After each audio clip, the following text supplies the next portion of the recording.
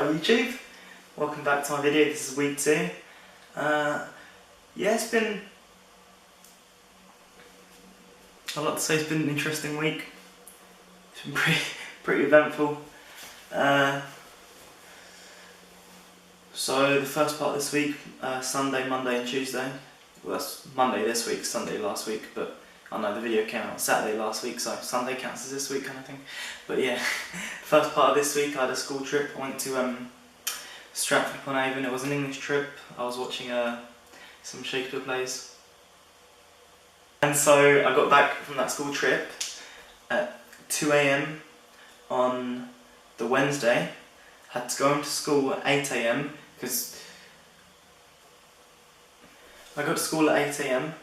I went gym in the afternoon, and I'm going to tell you now, I was knackered. I was deprived of sleep.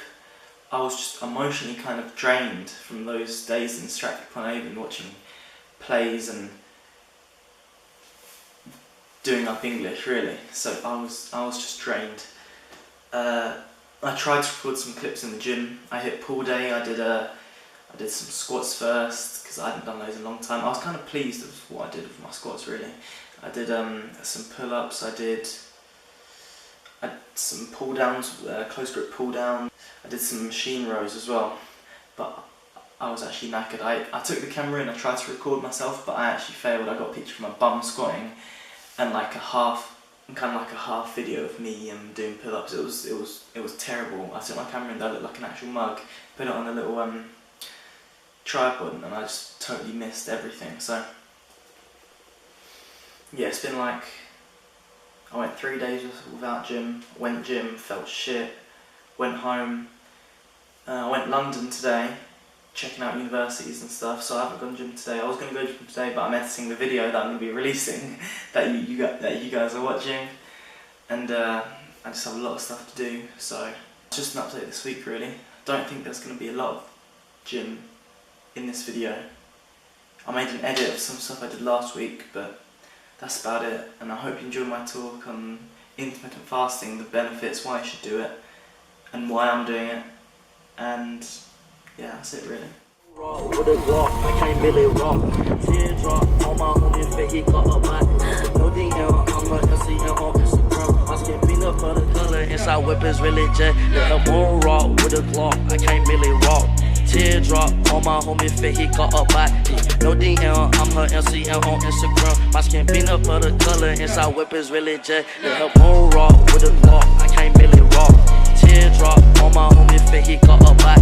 No DM, I'm her MCM on Instagram. My skin peanut butter color, inside whip is really jet. Yeah, I'm on rock with a Glock, I can't really rock.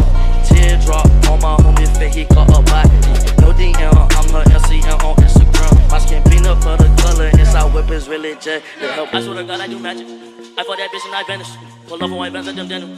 Her pussy looks Kylie Jenner. Look at your freaking tip pussy to eat it to yo. My day my aunt she ruler. Just like a baby she drooling. I just might pass it to fuller, yo. Bro, I might make a wish. All of my daddies are kicked. I said, everyone I'm not like Nick. I know where the combat finishes. Bro, I might make a wish. All of my daddies are kicked. I said, everyone I'm not like Nick. I know where the combat finishes. One rock with a Glock, I can't really rock.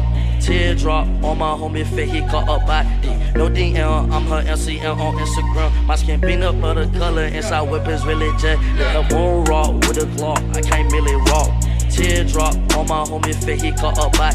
No DM, I'm her MCM on Instagram. My skin peanut butter color, inside whip is really jet. Yeah, one rock with a Glock, I can't really rock. Teardrop on my homie face, he got a back. No DM, I'm her MCM on Instagram. My skin peanut butter color, inside whip is really jet. Yeah, one rock with a Glock, I can't really rock. Teardrop on my homie face, he got a back. No DM, I'm her MCM on Instagram. My skin peanut butter color, inside whip is really jet. Her boyfriend sending threats, I think that nigga really jet. Hey! Hello YouTube. So today I'm going to be talking about intermittent fasting as a method of fat loss and perhaps muscle gain, as opposed to simple dieting, which is just normal calorie restriction. What makes intermittent fasting different from dieting is that you're not regulating what you eat, but you're regulating when you eat. There's a major difference there. Instead of, say, restricting your calories from 2500 down to 2000 and then down to like 1800, you're perhaps doing alternate day eating, you're only eating in a certain time frame, you're having a gap of over 12 hours in between your meals, and that's what intermittent fasting is. So you're not controlling what you're eating, you're controlling when you're eating, as I earlier said. And really the power of intermittent fasting lies not in the mere reduction of calories on a weekly basis, but the beneficial hormonal changes that come along with it. You're not only reducing the calories coming in, you're reducing the calories exiting your body as well. So you're in a caloric deficit for, say, that week. And so the first major benefit from intermittent fasting I'm going to talk about is a reduction in insulin and an increased insulin sensitivity. The function of insulin is to reduce blood sugar levels and promote energy storage. When insulin is increased, fat is stored in fat cells and other cells take up glucose from the blood. Fasting increases insulin sensitivity and therefore reduces insulin levels, which works to increase lipolysis. And lipolysis is basically the breakdown of triglycerides stored in your fat tissue, which then turns into fatty acids and glycerol molecules, which are liberated into the blood and metabolized to generate energy. And so you can see here how intermittent fasting and the lipolysis that ensues because of it leads to the breakdown of fat in your body to meet the energy needs and reduced consumption of calories. The study, Progressive Alterations in Lipid and Glucose Metabolism During Short-Term Fasting in Young Adult Men by S. Klein and others, ascertains that the greatest drop in insulin and increase in lipolysis, the breakdown of fat, takes place between 18 and 24 hours of fasting. So from this study we can conclude that if one were to fast, the sweet spot of between 18 and 24 hours is what you want to hit. And that's where fasting really comes into its own. The thing is, the study was conducted on 6 healthy males. And although these aren't actual humans, the sample size is actually quite small. So perhaps if you were to test it on 6 healthy women, 20 obese males, or 20 males who were not physically fit but just overweight, the results could be different. Perhaps these 6 males had some kind of chronic traits or ability that allowed them to show this large drop in insulin and increase in lipolysis.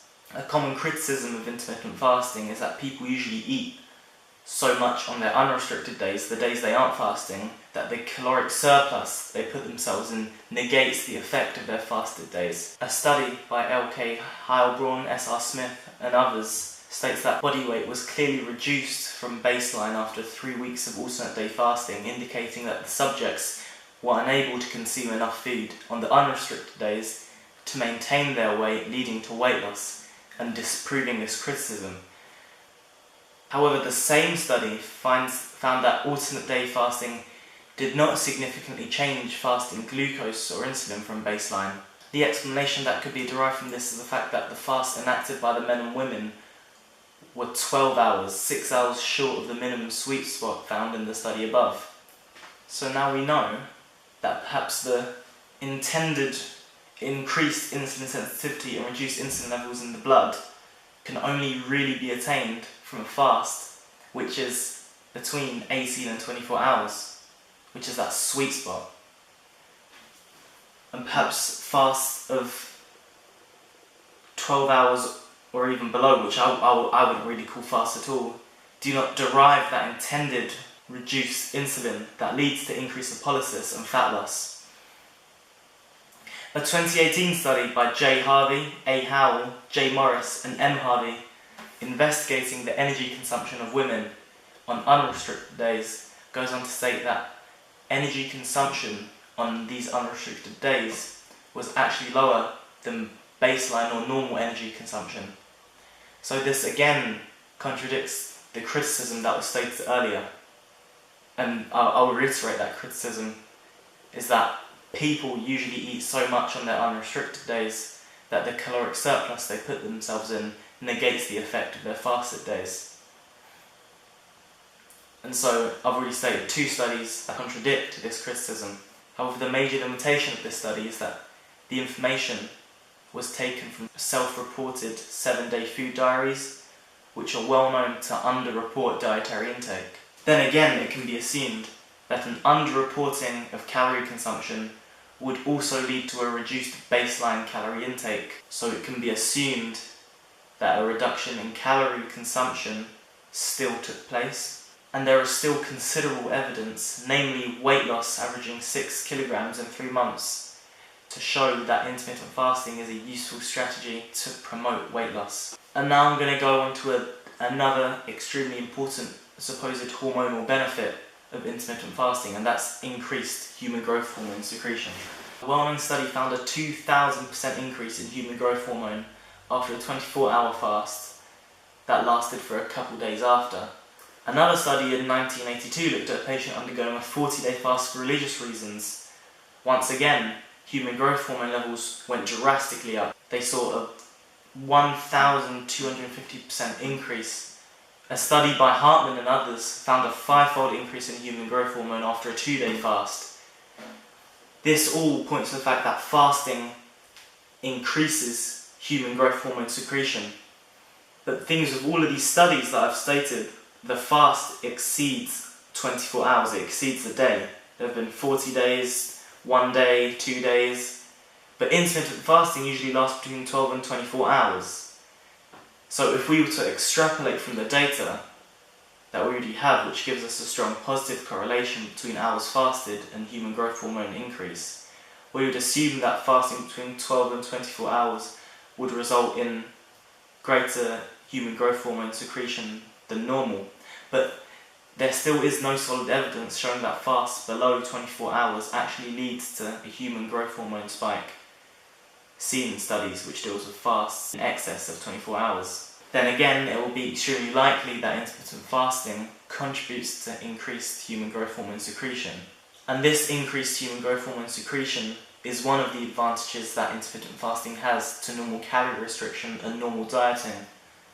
Overall, I'd say it's extremely important to be hitting that sweet spot of between 18 to 24 hours of fasting. The main benefits that I've stated are increased insulin sensitivity, increased lipolysis, most likely increased human growth hormone secretion, and all of this works synergistically to create that lean, muscular physique that we all aspire to. And that's why I'd say definitely try out intermittent fasting as opposed to your normal diet where you're just reducing the amount of calories going into that calorie deficit. And speaking from personal experience, I started on the normal diet where I was putting myself in a caloric deficit. Psychologically, I found that too hard because I just kept on eating and eating and eating. Like, one meal turned into another meal, which turned into like a cheat meal, which turned into a cheat week, and I wasn't experiencing the fat loss that I wanted. And so I started intermittent fasting last week, and I'm already seeing my abs coming through, more vascularity on my arms. I've been really seeing the benefits of intermittent fasting. But I'm not saying it's for everyone. You might be overcompensating for the calories you're losing on your fasting days, and that might be the showstopper for you. So if it doesn't work for you, it doesn't work for you, but I'd say definitely try it out, because the literature really shows that it works.